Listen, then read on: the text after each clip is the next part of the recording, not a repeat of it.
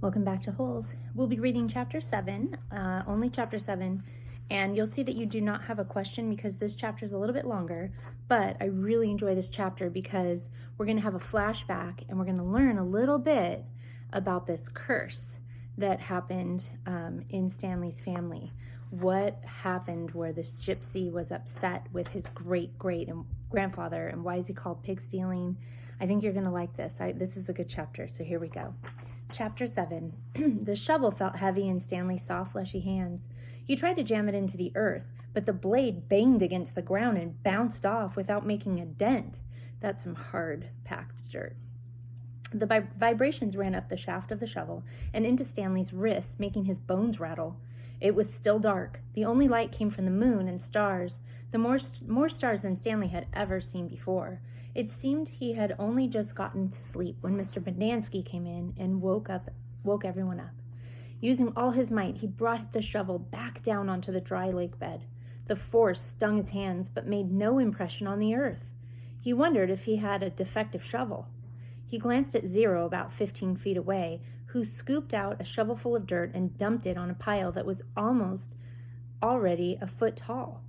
For breakfast, they'd been served some kind of lukewarm cereal, but the best part was the orange juice. They each got a pint carton. The cereal actually didn't taste too bad, but it had smelled just like his cot. Then they filled their canteens, got their shovels, and were marched out across the lake. Each group was assigned a different area.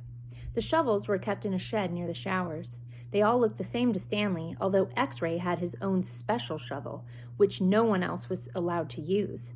X-Ray claimed it was shorter than the others, but if it was only by a fraction of an inch. The shovels were 5 feet long, from the tip of the steel blade to the end of the wooden shaft.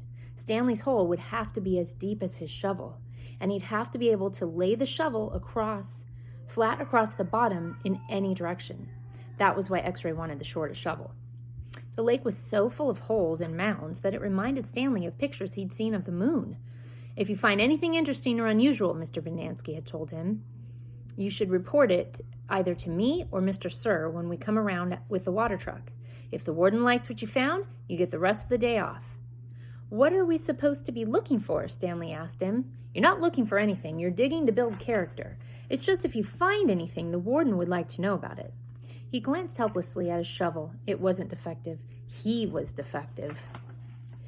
He noticed a thin crack in the ground. He placed the point of his shovel on top of it, then jumped on the back of the blade with both feet.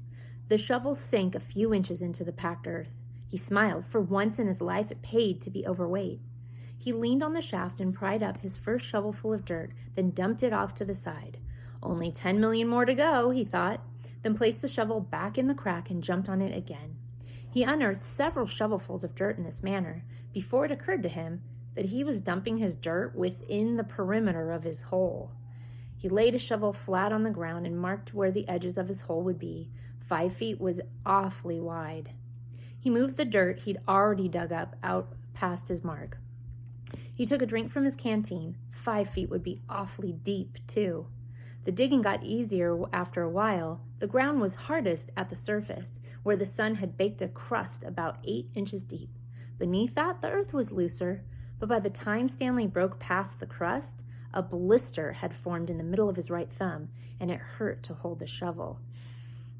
All right, here comes the flashback. So while he's digging, the story takes us into Stanley's past to hear about his great pig stealing, Stanley's great-great-grandfather was named Ilya Yelnats. He was born in Latvia. When he was 15 years old, he fell in love with Myra Menke. He didn't know he was Stanley's great-great-grandfather. Myra Menke was 14. She would turn 15 in 2 months, at which time her father had decided she should be married. Elia went to her father to ask for her hand, but so did Igor Barkov, the pig farmer. Igor was 57 years old. He had a red nose and fat, puffy cheeks.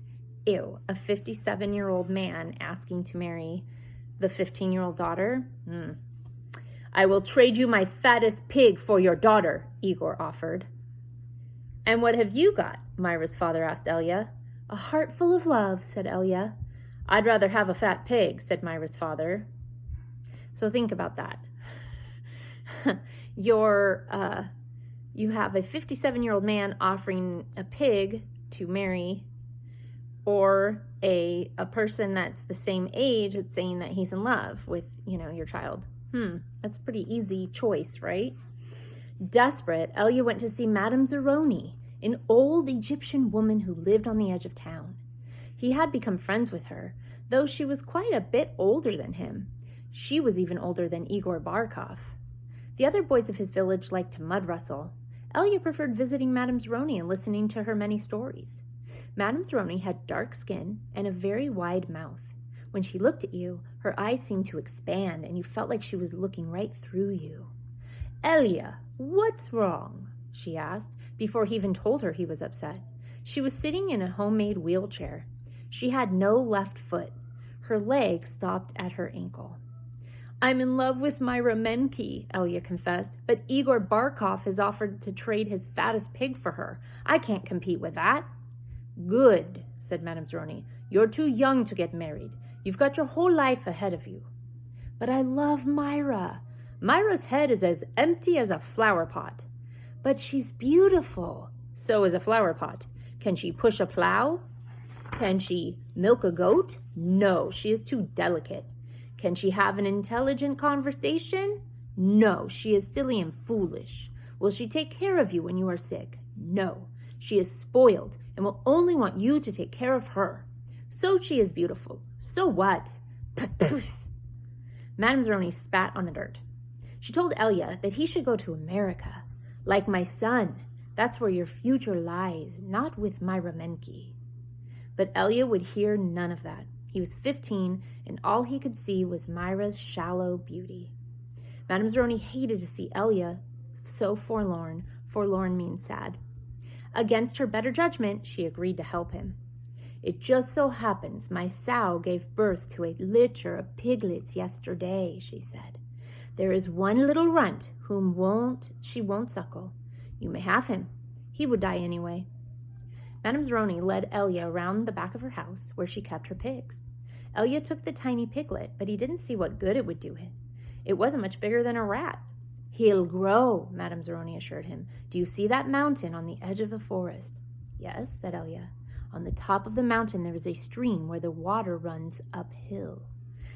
So think about it. Water rolls downhill because of gravity, so water flowing uphill. So that sounds suspicious and magical. "You must carry the piglet every day to the top of the mountain and let it drink from the stream. As it drinks, you are to sing to him." She taught Elia a special song to sing to the pig. "On the day of Myra's 15th birthday, you should carry the pig up the mountain for the last time. Then take it directly to Myra's father. It will be fatter than any of Igor's pigs." "If it is that big and fat," asked Elia, "how will I be able to carry it up the mountain?" "The piglet is not too heavy for you now, is it?" asked Madame Zeroni. "Of course not," said Elia. "Do you think it will be too heavy for you tomorrow?" "No. Every day you will carry the pig up the mountain. It will get a little bigger, but you will get a little stronger. After you give the pig to Myra's father, I want you to do one more thing for me." "Anything," said Elia. "I want you to carry me up the mountain. I want to drink from the stream, and I want you to sing the song to me." Elia promised he would. Madame Zeroni warned that if he failed to do this, he and his descendants would be doomed for all of eternity. At the time, Elia thought nothing of the curse. He was just a 15-year-old kid, and eternity didn't seem much longer than a week from Tuesday. Besides, he liked Madame Zeroni and would be glad to carry her up the mountain. He would have done it right then and there, but he wasn't yet strong enough. So it stops there, and we can see the deal that's been made. Now we're back with Stanley. Stanley was digging, and his hole was about 3 feet deep, but only in the center. It sloped upward to the edges. The sun had just come over the horizon, but he already could feel its hot rays against his face. As he reached down to pick up his canteen, he felt a sudden rush of dizziness and put his hands on his knees to steady himself. For a moment, he was afraid he would throw up, but the moment passed. He drank the last drop of water from his canteen. His blisters on every one of his fingers, he had blisters, and one in the center of each palm. Ouch. Everyone else's hole was a lot deeper than his. He couldn't actually see their holes, but could tell by the size of their dirt piles. He saw a cloud of dust moving across the wasteland and noticed that the other boys had stopped digging and were watching it too. The dirt cloud moved closer, and he could see that it trailed behind a red pickup truck. The truck stopped near where they were digging, and the boys lined up behind it. X-ray in front, Zero at the rear. Stanley got in line behind Zero.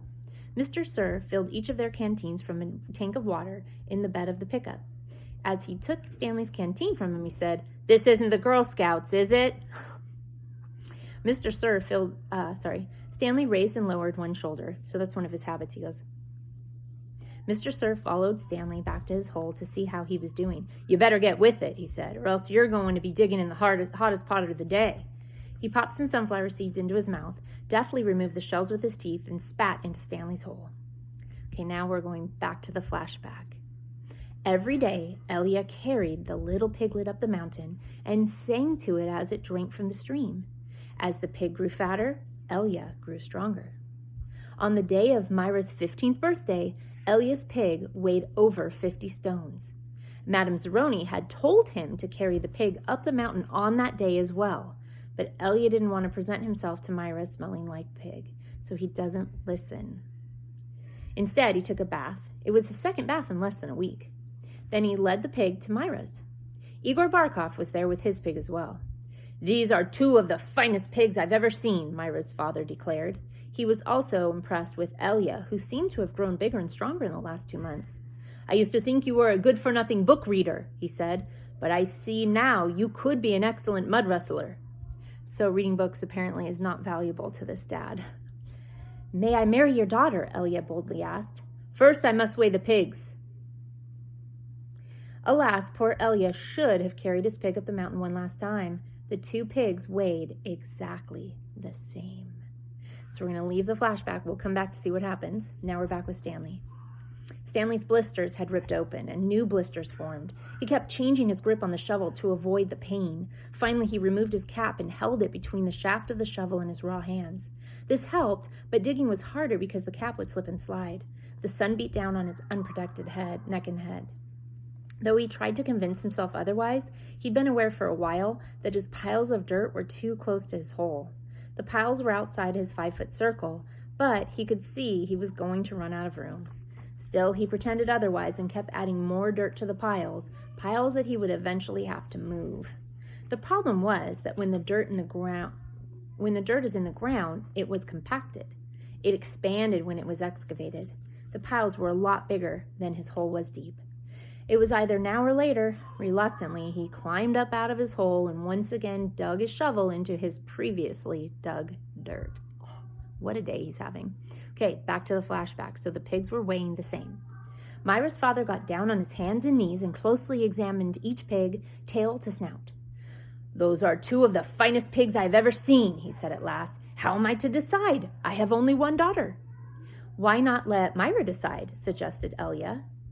"That's preposterous!" exclaimed Igor, expelling saliva as he spoke. "Myra's just an empty-headed girl," said her father. "How can she possibly decide when I, her father, can't?" "She knows how she feels in her heart," said Elia. Myra's father rubbed his chin and laughed and said, "Why not?" He slapped on Elia on the back. "It doesn't matter to me. A pig is a pig." "So, do you think that's a good idea? If you were Elia, would you be assuming that she would pick you? Someone that's your same age and saying they're in love with you versus a 57-year-old that, that's just creepy. All right. He summoned his daughter. Elia blushed when Myra entered the room. "Good afternoon, Myra," he said. She looked at him. "You're Elia, right?" she asked. That's not a good sign. That means she didn't really know who he was, and here he is totally in love with her. "Myra," said her father, "Elia and Igor had each offered a pig for your hand in marriage. It doesn't matter to me. A pig is a pig, so I will let you make the choice. Whom do you wish to marry?" Easy choice, right? Remember, Madame Zeroni said that Myra was not very smart. Myra looked confused. "You want me to decide?" "That's right, my blossom," said her father. "Gee, I don't know," said Myra. "Which pig weighs more?" "They both weigh the same," said her father. "Golly," said Myra, "I guess I choose Elia." "No, Igor." "No, Elia." "No, Igor." "Oh, I know. I'll think of a number between 1 and 10. I'll marry whoever guesses the closest number. Okay, I'm ready." 10, guessed Igor. Elia said nothing. "Elia?" said Myra. "What number do you guess?" Elia didn't pick a number. "Marry Igor," he muttered. "You can keep my pig as a wedding present." So think about, why did he change his mind? All right, we're back with Stanley. The next time the water truck came, it was driven by Mr. Pendanski, who also brought sack lunches. Stanley sat with his back against a pile of dirt and ate. He had a bologna sandwich, potato chips, and a large chocolate chip cookie. "How you doing?" asked Magnet. "Not real good," said Stanley. "Well, the first hole's the hardest," Magnet said. Stanley took a deep, long breath. He couldn't afford to dawdle. He was way behind the others, and the sun just kept getting hotter. It wasn't even noon yet, but he didn't know if he had the strength to stand up. He thought about quitting. He wondered what they would do to him. What could they do to him? His clothes were soaked with sweat. In school, he had learned that sweating was good for you. It was nature's way of keeping you cool, so why was he so hot? Using his shovel for support, he managed to get to his feet. Where are we supposed to go to the bathroom?" he asked Magnet. Magnet gestured with his arms to the great expanse around them. "Pick a hole, any hole." Stanley staggered across the lake, almost falling over a dirt pile. Behind him, he heard Magnet say, "But first make sure there's nothing living in it." Back to the flashback. After leaving Myra's house, Elia wandered aimlessly through town until he found himself down by the wharf. He sat on the edge of a pier and stared down into the cold, black water. He could not understand how Myra had trouble deciding between him and Igor. He thought she loved him. Even if she didn't love him, couldn't she see what a foul person Igor was? It was like Madame Zeroni had said. Her head was as empty as a flower pot. Some men were gathering on another dock, and he went to see what was going on. A sign read, "Deckhands wanted, free passage to America." He had no sailing experience, but the ship's captain signed him aboard. The captain could see that Elia was a man of great strength. Not everybody could carry a full-grown pig up the side of a mountain.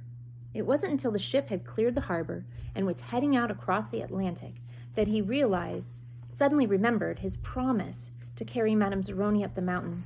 He felt terrible. He wasn't afraid of the curse. He thought that was a lot of nonsense. He thought that was a lot of nonsense. He felt bad because he knew Madame Zeroni had wanted to drink from the stream before she died. So she gave him the pig. She's saying he stole it since he didn't pay her with that trip up the mountain, and he forgot. So now you know where the curse came from. The curse. All right, back with Stanley. Zero was the smallest kid in Group D, but he was the first to finish digging. "You're finished?" Stanley asked enviously. Zero said nothing. Stanley walked to Zero's hole and watched him measure it with his shovel. The top of his hole was a perfect circle, and the sides were smooth and steep. Not one dirt clod more than necessary had been removed from the earth. Zero pulled himself up to the surface. He didn't even smile. He looked down at his perfectly dug hole, spat in it, then turned and headed back to the camp compound. "Zero's one weird dude," said Zigzag. Stanley would have laughed, but he didn't have the strength. Zigzag had to be the weirdest dude Stanley had ever seen. He had a long, skinny neck and a big round head with wild, frizzy blonde hair that stuck out in all directions. His head seemed to bob up and down on his neck like it was on a spring. Armpit was the second one to finish digging. He also spat into his hole before heading back to the camp compound. One by one, Stanley watched each of the boys spit into his hole and return to the camp compound. Stanley kept digging. His hole was almost up to his shoulders, although it was hard to tell exactly where ground level was because his dirt piles completely surrounded the hole. The deeper he got, the harder it was to raise the dirt up and out of the hole. Once again, he realized he was going to have to move the piles. His cap was stained with blood from his hands. He felt like he was digging his own grave. All right, one more time, back to the flashback. So Elia takes a ship to America, so now we know he's in America. In America, Elia learned to speak English. He fell in love with a woman named Sarah Miller. She could push a plow, milk a goat, and most important, think for herself. She and Elia often stayed up half the night talking and laughing together. Their life was not easy. Elia worked hard, but bad luck seemed to follow him everywhere. He always seemed to be in the wrong place at the wrong time. He remembered Madame Zeroni telling him that she had a son in America. Elia was forever looking for him. He'd walk up to complete strangers and ask if they knew someone named Zeroni, or had ever heard of anyone named Zeroni. No one did. Elia wasn't sure what he'd do if he found Madame Zeroni's son anyway. Carry him up a mountain and sing the pig lullaby to him? After his barn was struck by lightning for the third time, he told Sarah about his broken promise to Madame Zeroni. I'm worse than a pig thief, he said. You should leave me and find someone who isn't cursed. I'm not leaving you, said Sarah, but I want you to do one thing for me. Anything, said Elia. Sarah smiled. Sing me the pig lullaby. He sang it for her. Her eyes sparkled. That was pretty. What does it mean? Elia tried his best to translate it from Latvian into English, but it wasn't the same. It rhymes in Latvian, he told her. I could tell, said Sarah. A year later, their child was born. Sarah named him Stanley because she noticed that Stanley was Yelnats spelled backward. So that would be Stanley's great-grandfather that was just born. Sarah changed the words of the pig lullaby so that they rhymed, and every night she sang it to little Stanley. If only the woodpecker sighs, the bark on the tree was as soft as the skies, while the wolf waits below, hungry and lonely, crying to the moon, if only. Stanley's hole was as deep as his shovel, so now we're back, but not quite wide enough on the bottom. He grimaced as he sliced off a chunk of dirt, then raised it up and flung it into a pile. He laid his shovel back down on the bottom of his hole, and to his surprise, it fit. He rotated it and only had to chip off a few chunks of dirt here and there before it could lie flat across his hole in every direction. He heard the water truck approaching and felt a strange sense of pride at being able to show Mr. Sir or Mr. Pendanski that he had dug his first hole. He put his hands on the rim and tried to pull himself up. He couldn't do it. His arms were too weak to lift his heavy body. He used his legs to help, but he just didn't have any strength. He was trapped in his hole. It was almost funny, but he wasn't in the mood to laugh. Stanley, he heard Mr. Pendanski call. Using his shovel, he dug 2 footholes in the hole wall. He climbed out to see Mr. Pendanski walking over to him.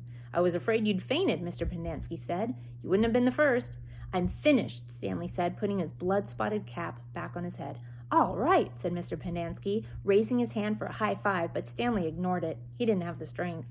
Mr. Pendanski lowered his hand and looked down at Stanley's hole.